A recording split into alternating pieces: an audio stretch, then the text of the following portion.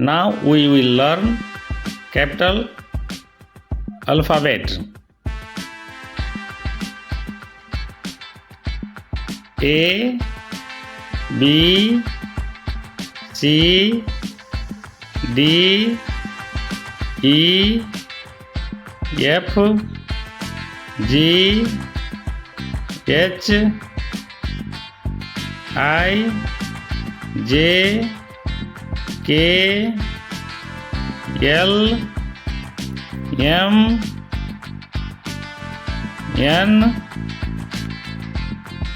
O, P, Q, R, S, T, U, V, W,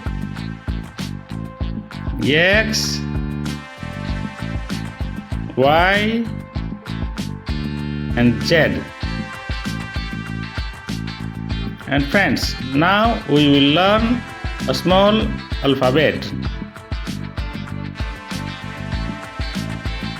So let's start from now. A, B, C, D, E, F, G, H, I, J, K, L, M, N, O, P, Q,